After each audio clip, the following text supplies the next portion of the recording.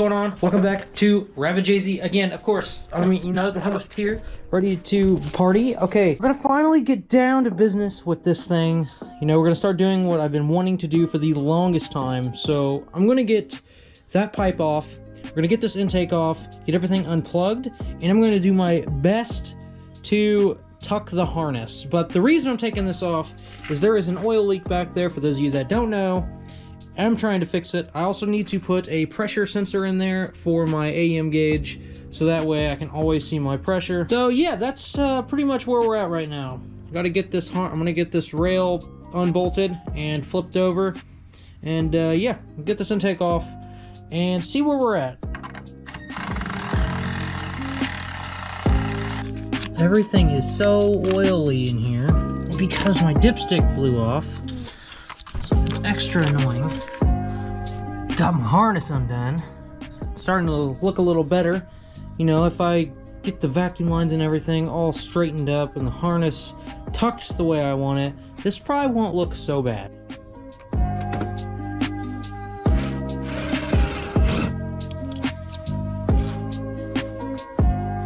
Okay, I got it out and I struggled really bad with this bracket right here that connects to the alternator, which for whatever reason, I don't understand why, it's more than enough for the bracket to be bolted to the water pump for the alternator, but for whatever reason they got it bolted in front of the intake manifold. So that's a struggle and that's really annoying. And you guys can see there's a lot of stuff back here that I can delete, such as that bracket. There's even things like this that's still on the intake that don't do anything. So there's just a lot of stuff that I can clean up in this. A lot of vacuum lines that for whatever reason don't go anywhere, and they're like just connected. They're connected to the intake. They're connected to the intake here. So there's clear vacuum leaks, boost leaks, and everything in between. So there's going to be a lot of stuff here that I can delete. Now we got to find the oil leak. Okay, well, I found the leak. Wow, you know, if you ever do something and you're like, no, I'm not gonna try that because it would just be too easy, yeah, you should do that. Here's my oil leak. So my oil leak is right here. It's my dipstick. Wasn't all the way into the block. Not like chasing an oil leak for a dipstick. Also, look at this. Some cat came in my garage, walked all over my car. Freaking stupid. Well, at least there's something that we can work for since we got it all off. Get this thing cleaned up, and I might paint it. It really just depends. This is a ported intake manifold, so it's a good one. Very, very good. I can't remember who did it. It might have been... I know the head's a Kurt Brown head, so... You guys can see it's ported and everything too, so... Yeah, there's going to be a lot of stuff here that we're going to be taking off. But I am literally not even able to finish a video at all. Like, the last 4 videos, I have not been able to finish them in a day. I just don't have time. It's getting warm again, so I'm going to be out here all the time now filming. So I will be getting videos out a lot more often than I have been. Every single winter, it's always bad. So I appreciate everybody that sticks around and comes back, that know that I'm actually going to put stuff out. I'm not going to drop off the side of the earth. We are just going to keep on doing what we're doing. I'm going to work on the Talon, and Ricebox is going to be coming back. There's a lot of stuff that's going to be happening with that car, but this is my on-the-street fun car. The Talon is bone stock, so it's just going to be a nice little car to cruise to little meets and stuff like that. But this is my show car, my pretty car. I want to get some wheels and stuff for it. I kind of want to keep the suspension because it's kind of like a cloud, but yeah. So with that being said, off that subject, I want to get a bunch of the stuff removed out of here, and I want to get everything cleaned up again. As you know, see all the oil everywhere. But yeah, it would appear as if the dipstick, instead of blowing out the stick, blew out the entire dip. Yeah, the dip. Blew out the dip. And it doesn't blow out the stick anymore because you see I've got a nice little mod there. This thing's already starting to look way better. The bracket's gone now. And, you know, it just kind of sucks that my old dipstick is the reason that I was having issues. So that's okay though. We're gonna get everything all cleaned up and put back in there nicely. I'm not really a big fan of that anyways. I should probably just get some new O-rings for it. That one's okay. It'll be okay. Gotta do an oil change on it anyways, so gotta work on getting some of these bolts checked, and gonna spray some brake clean in there to get it all cleaned up. Okay, we're getting some stuff removed off here. We got some vacuum stuff pulled off. I'm gonna put these relays down here where the stock fuel, whatever it is, I don't really know. I don't really care. I'm gonna relocate those relays just down a little bit lower, just so it's a cleaner and more appealing looking engine bay from the top. This will be hidden behind the intake, which these are still visible. So I'm gonna move them down lower, so that way they're a little bit out of sight and it'll be a lot better.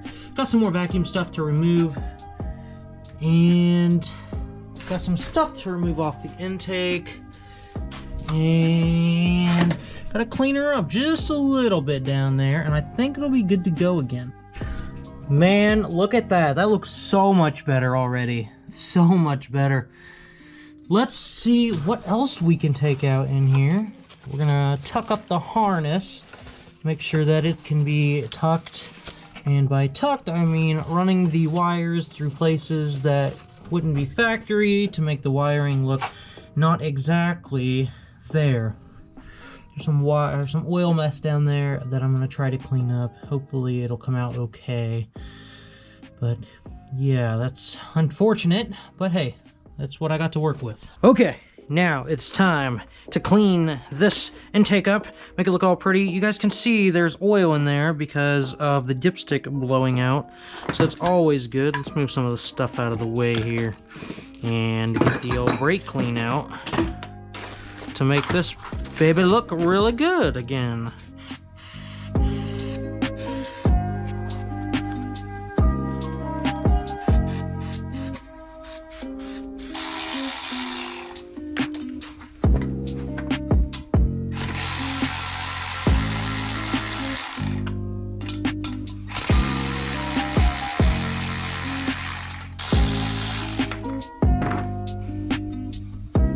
Much better, look at that. I mean, I know it's a stock intake. It is modified, of course, modified and ready to go, nicely ported and cleaned. It's ready to go back on, but before we do that, let's give the old fuel rail a cleaning, because this thing, just like everything else, has been covered in oil.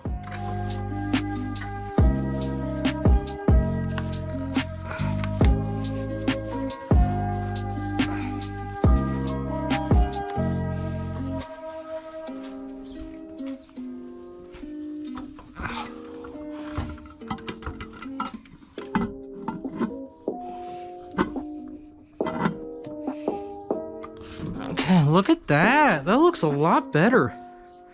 Get this baby all cleaned up and bolted down. This is, oh, man, that just looks way better now. Looking a lot cleaner. Man, let's go. All right, now we just need the bolts. My biggest concern is trying to see if I can actually reach the ones underneath now, since I've got everything deleted under there. Shouldn't be that big of a deal. There was one bolt missing on the intake, and let me tell you, when Ricebox blew up and I found out that there was missing intake bolts and a couple of them were like very, very loose, yeah, I kind of figured that's probably the reason it blew up. So that's unfortunate, but it is what it is. We're not gonna let that happen to this car though. We're gonna do it all right, the way it was intended. All right, let's get these guys out of here for a second and move this. And then let's see what we can do with my harness, which it needs cleaned too. So I'm going to go ahead and wipe it down because it's gross, just like everything else. And then this can go underneath also, because I said, and it will be okay. Okay, we're gonna have to do some unhooking here or something. so that way this will function like I want. Alright, see here. I think this is the guy that I want. Wow, I'm good. Now how can I do this without stressing the harness? Run this guy under here. Let's get this coupler back on here actually. Now we can start plugging stuff in. Now for my injectors, since these have jumpers, these will be way easier for me to just plug them in and go. So I should be able to plug them in upside down like so.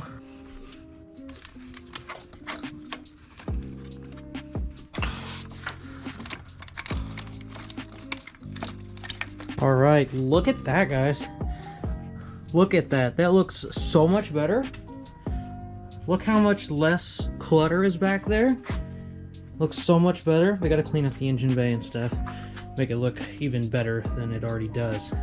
But this looks excellent. There's so much more room that I can get down there and work with. You can see the fuel rail, man. I mean, the wiring is still visible, but that's something that I can work on later. It's not a big deal. But only one lane left to try.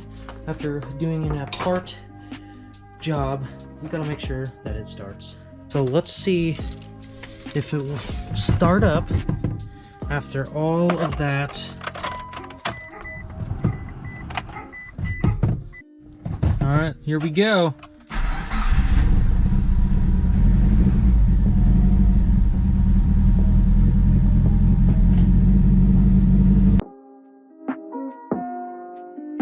All right, so of course my battery died, and well, you know, because Mitsubishi really likes to use the same connector on everything, especially the EV1 style connector, which in this case is actually the style of connector that is factory with Mitsubishi on the injectors. There was actually another one that was back here that was not even on the same like extension harness. It was on a different, complete different harness that went to a different sensor, and well, this sensor that I ended up plugging injector 1 into was a constant ground sensor. So what that does is, okay, quick lesson, injectors and coils are powered, or they fire by ground signals. So when you send a ground signal to an injector, instead of opening and closing, it just opens and stays open. So imagine that with a constant pressured fuel rail, and the injector just stays open. So my cylinder 1 was completely jam full with E85, and yeah, I freaked out. So yeah, we got that completely missing segment because my battery died. So I ended up finding out that it was just the wrong connector. So car runs great now. We're gonna go drive it. Needs a bath. You guys saw that the cat was walking all over my car, so I'm gonna take it out and give it a bath, so that way it's ready for any car shows or meets or whatever that goes on at the beginning of this year in the spring. With all the vacuum leaks and everything that I found, let's see what it's like a full cold start.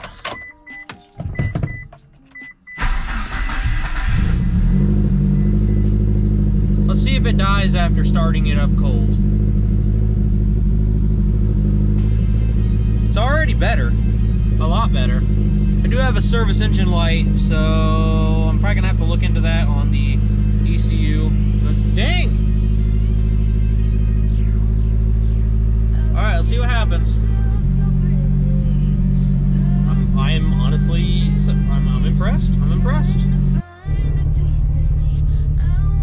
Alright, so here we go. It's been a couple months since I drove this car, I think. I think it's been that long. It might actually be that long.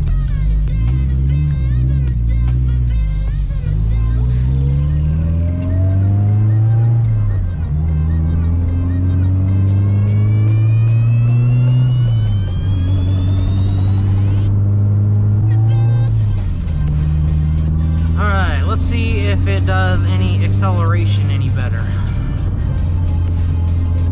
Surely it should, just by the fact that the car itself is far better and more responsive. So let's see.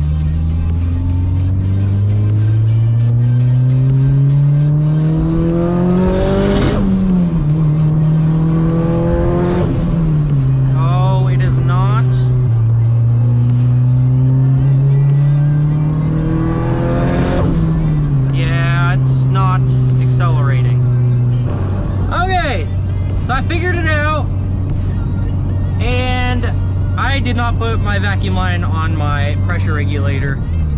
So let's do a little pull.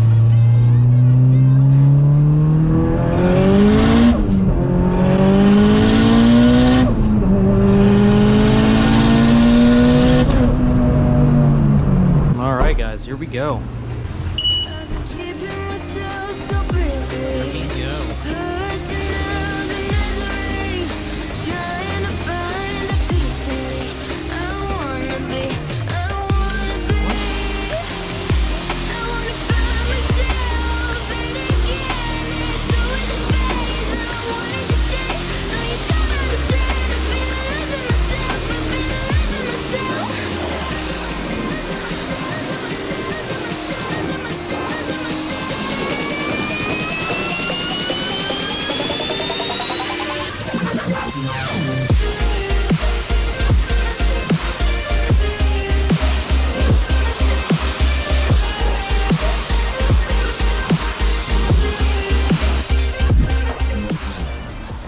Time for the after bath startup.